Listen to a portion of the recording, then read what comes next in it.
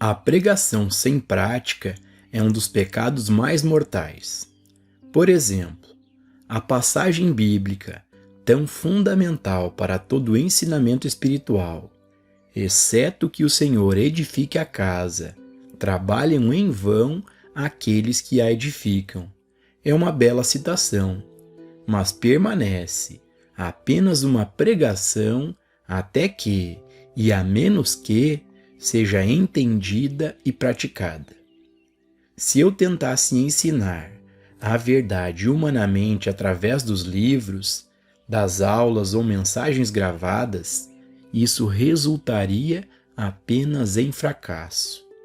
Além disso, se você pensa que existe alguma nova verdade a ser aprendida humanamente, você ficará desapontado, porque não existe uma única verdade nova em todo o mundo. A verdade revelada neste livro não é minha verdade ou minha mensagem, mas a palavra de Deus que tem sido transmitida à consciência universal através de todos os tempos.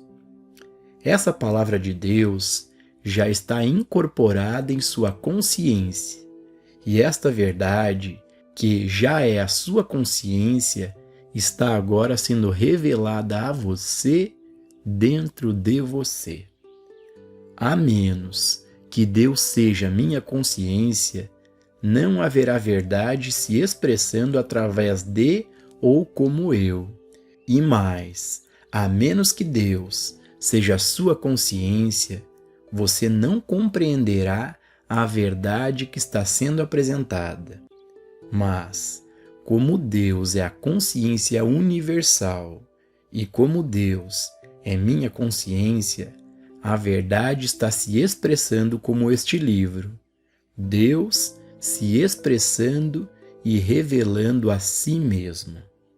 Além disso, como Deus é sua consciência, Deus estará se revelando para si mesmo.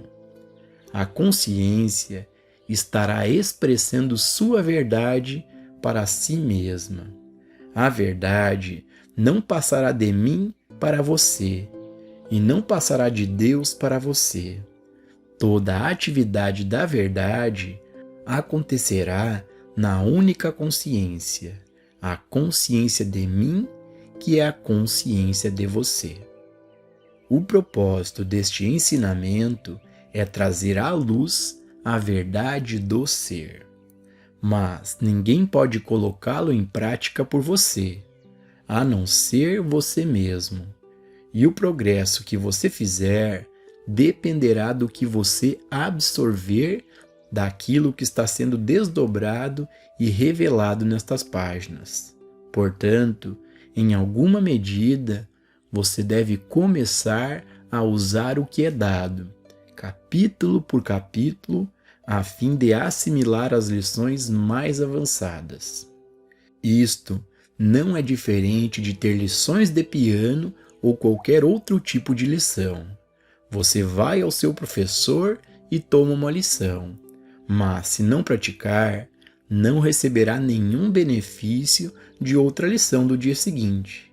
Da mesma forma, seu desdobramento, compreensão e progresso na verdade estará no grau em que você colocar cada uma dessas lições em prática.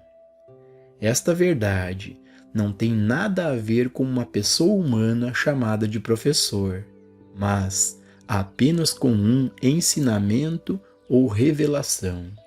Seu principal objetivo não é a cura de corpos físicos, nem a adição de 10 ou 100 dólares por semana à renda de qualquer pessoa. O caminho infinito não se preocupa com melhorias temporais ou humanas. Ele está preocupado com a missão de Cristo, que é libertar você, libertá-lo espiritualmente, libertá-lo de sua crença na escravidão à pessoa, a lugar, coisa, circunstância ou condição. A base da cura espiritual. A cura espiritual é trazida através da realização do Cristo na consciência individual. Deus, a consciência individual deste universo, é a una e única consciência. Todavia, como Deus é consciência, a verdade se torna efetiva na consciência de qualquer pessoa que se sintonize com ela. Portanto, qualquer verdade que se revela dentro de nossa consciência se revela instantaneamente à pessoa que aparece como nosso paciente. Às vezes, pessoas não estão associadas a nós de forma alguma, seja como amigos, parentes, estudantes ou pacientes. Alguém em um hospital ou prisão, alguém em uma ilha deserta, alguém que esteja buscando ajuda a seu mais elevado conceito de Deus. Podem ser curadas mesmo que não nos conheçam e nós não as conheçamos. Ou, mesmo que não nos conheçam, podem não saber que estamos neste caminho e, portanto, não saberiam por que foram curadas. Existe apenas uma vida, uma consciência, uma alma. Mas esse é a consciência de você e a consciência de mim. É por isso que não temos que tentar alcançar ninguém.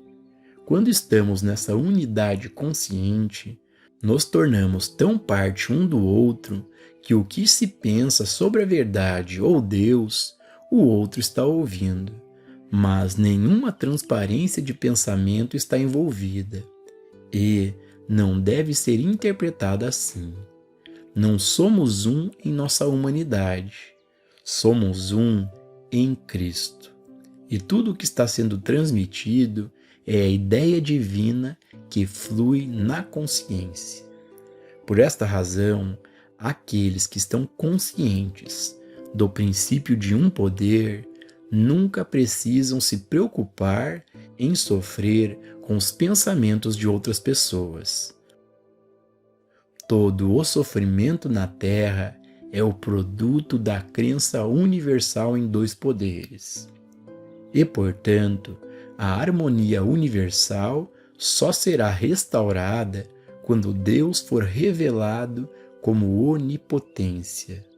Existe apenas uma mente, e essa mente é o instrumento do único Espírito, ou Deus.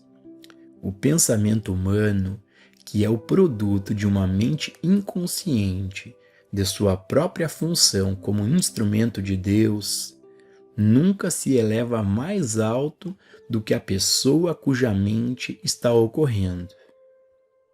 Por exemplo, se alguém estivesse sentado aqui repetindo 2 vezes 2 são 5, nosso próprio senso matemático seria uma proteção para nós, e não aceitaríamos essa afirmação incorreta. Ela poderia dizer: você está morto, mas nosso próprio senso de vida seria uma proteção, e não seríamos incomodados por tal pensamento errôneo.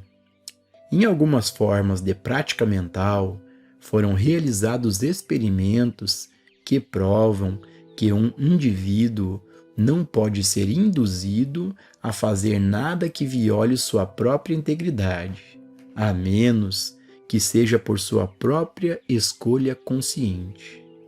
Nenhuma quantidade de pensamento humano conscientemente dirigida a uma pessoa pode jamais fazer com que alguém viole sua própria integridade.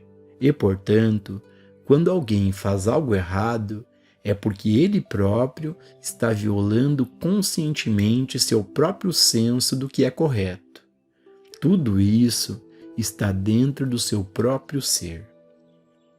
Liberdade espiritual. Os discípulos compreenderam pouco sobre a missão do Mestre Jesus. Nos 3 anos em que estiveram com o Mestre, embora tivessem contato quase diário com ele e com seu pensamento e trabalho, foram poucos os que deram prova de estarem profundamente tocados por sua mensagem. Ele não foi capaz de trazer muita espiritualidade a Judas e não teve muito sucesso com Pedro, e muito menos com a maioria dos outros discípulos. João, é claro, pegou a mensagem plena e completa. A vinda do Messias tinha sido profetizada há séculos, mas os hebreus não tinham um conceito do Messias como um ensinamento ou como uma ideia divina. Eles pensavam que o Messias, quando viesse, seria um homem que os conduziria à liberdade. Liberdade de quê? Liberdade da escravidão a César, de serem escravos de César. Liberdade, provavelmente, de algumas das práticas impostas por sua religião, pois o povo da época de Jesus buscava uma liberdade física, uma liberdade temporal, e provavelmente pensavam que o Messias poderia vir como um rei para lhes dar essa liberdade. Nisso, eles ficaram desapontados. Eles não entendiam que a missão de Jesus não era deste mundo. Jesus veio com a ideia divina da liberdade espiritual. Ele esperava que, ao libertar o povo de seu tempo em sua consciência, livre da escravidão a pessoas e às coisas, eles seriam, de fato, livres. Mas os hebreus estavam procurando um humano que os libertasse de condições intoleráveis, e eles não entenderam a missão de Cristo. Por esta razão, apenas alguns deles capturaram a visão e se beneficiaram com ela. Hoje, que ninguém cometa o mesmo erro sobre a missão do caminho infinito. Seu propósito é o desdobramento e a revelação do ser espiritual, a manifestação harmoniosa e eterna de Deus, o bem. Ele não tenta mudar, corrigir ou reformar qualquer pessoa. Portanto, nosso trabalho está dentro do nosso próprio ser e consiste em alcançar aquela consciência espiritual na qual não há tentação de aceitar o universo e o ser individual como outro que não seja Deus, aparecendo como universo e aparecendo como ser individual. No sentido comumente aceito da prática metafísica de cura, a saúde é normalmente procurada como oposto ou ausência de doença. Bondade e moralidade como oposto ou ausência de maldade e imoralidade. Mas, neste desdobramento, não tentamos curar o corpo, não tentamos remover doenças ou reformar pecadores. Não buscamos a saúde no que Jesus chamou de este mundo, porque meu reino não é deste mundo. Ou seja, o trabalho do Cristo não está no reino dos conceitos humanos. Entendemos a saúde como sendo a qualidade e a atividade da alma, sempre expressa como corpo perfeito e imortal. Mesmo um corpo humano harmonioso não expressa necessariamente saúde, porque saúde é mais do que a ausência de doenças. É um estado eterno do ser espiritual. Além disso, a bondade humana é apenas o oposto da maldade humana. E não é o estado de ser espiritual que devemos realizar e alcançar em nossa abordagem da vida. Mesmo que esta mensagem não se preocupe com saúde humana ou doença, riqueza material ou pobreza, bondade pessoal ou maldade, no entanto, a obtenção da consciência de Deus, aparecendo como ser individual, resulta no que parece ao sentido humano como saúde, riqueza e bondade.